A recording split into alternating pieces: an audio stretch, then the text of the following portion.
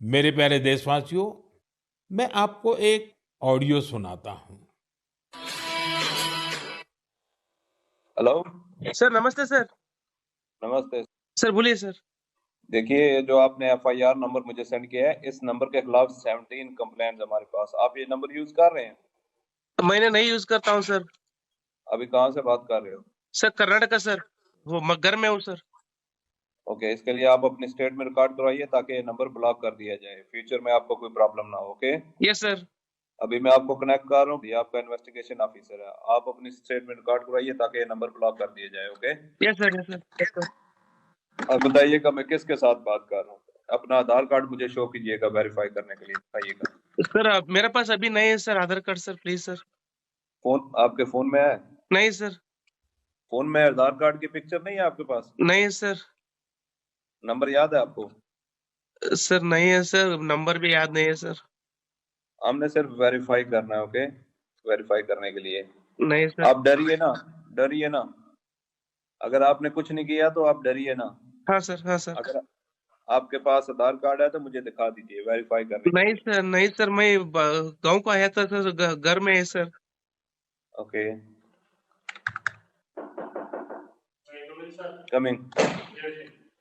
जय हिंद। इस व्यक्ति के वन साइड वीडियो का रिकॉर्ड करो as per the protocol. Okay, ये ऑडियो सिर्फ जानकारी के लिए नहीं, ये कोई मनोरंजन वाला ऑडियो नहीं है। एक गहरी चिंता को लेकर के ऑडियो आया है। आपने अभी जो बातचीत सुनी, वो डिजिटल अरेस्ट के फरेब की है। ये बातचीत एक पीड़ित और फ्रॉड करने वाले के बीच हुई है। डिजिटल अरेस्ट के फ्रॉड में फोन करने वाले कभी पुलिस, कभी सीबीआई, कभी नारकोटिक्स, कभी आरबीआई, ऐसे भांति भांति के लेबल लगाकर बनावटी अधिकारी बनकर बात करते हैं और बड़े कॉन्फिडेंस के साथ करते हैं। मुझे मन की बात के बहुत से श्रोताओं ने कहा कि इसकी चर्चा जरूर करनी चाहिए। आइए मैं आपको बताता हूं, ये फ्रॉड करने वाली गैंग काम कैसे करती है, ये खतरनाक खेल क्या है। आपको भी समझना बहुत जरूरी है, औरों को भी समझाना उतना ही आवश्यक है। पहला दाव, आपकी व्यक्तिगत जानकारी, वो सब जुटा करके रखते हैं। आप पिछले महीने गोवा गए थे, है ना? आपकी बेटी दिल्ली में पढ़ती है ना? वे आपके बारे में इतनी जानकारी जुटा कर रखते हैं कि आप दंग रह जाएंगे। दूसरा दाव, भय का माहौल पैदा करो। वर्दी, सरकारी दफ्तर का सेटअप, कानूनी धाराएं, वो आपको इतना डरा देंगे, फोन पर बातों बातों में आप सोच भी नहीं पाएंगे। और फिर उनका तीसरा दाव शुरू होता है। तीसरा दाव, समय का दबाव। अभी फैसला करना होगा, वरना आपको गिरफ्तार करना पड़ेगा।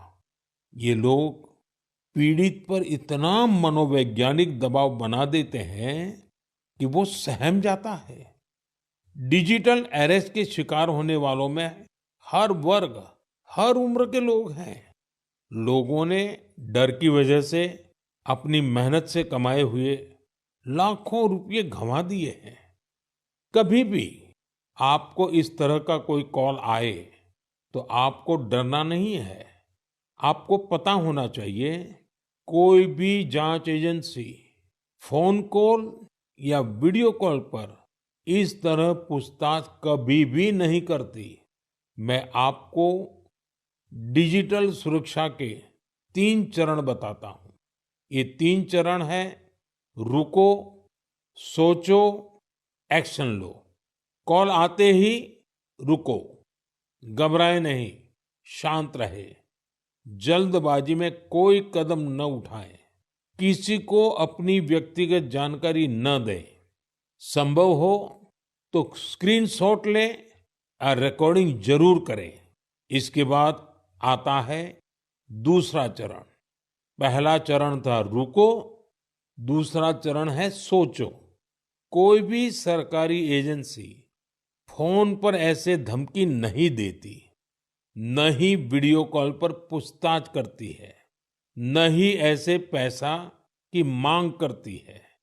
अगर डर लगे तो समझिए कुछ गड़बड़ है। और पहला चरण, दूसरा चरण और अब मैं कहता हूं तीसरा चरण। पहले चरण में मैंने कहा रुको, दूसरे चरण में मैंने कहा सोचो, और तीसरा चरण कहता हूं एक्शन लो। राष्ट्रीय साइबर हेल्पलाइन 1930 डायल करें, cybercrime.gov.in पर रिपोर्ट करें, परिवार और पुलिस को सूचित करें, सबूत सुरक्षित रखें। रुको, बाद में सोचो और फिर एक्शन लो। ये 3 चरण आपकी डिजिटल सुरक्षा का रक्षक बनेंगे। साथियों, मैं फिर कहूंगा, डिजिटल अरेस्ट जैसी कोई व्यवस्था कानून में नहीं है। ये सिर्फ फ्रॉड है, फरेब है, झूठ है, बदमाशों का गिरोह है। और जो लोग ऐसा कर रहे हैं वो समाज के दुश्मन है।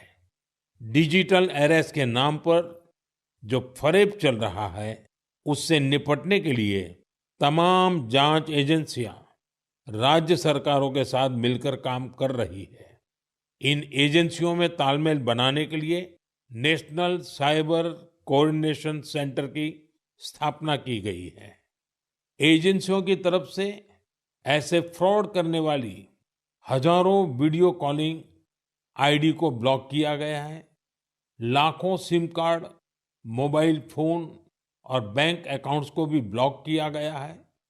एजेंसियां अपना काम कर रही है, लेकिन डिजिटल अरेस्ट के नाम पर हो रहे स्कैम से बचने के लिए बहुत जरूरी है हर किसी की जागरूकता, हर नागरिक की जागरूकता।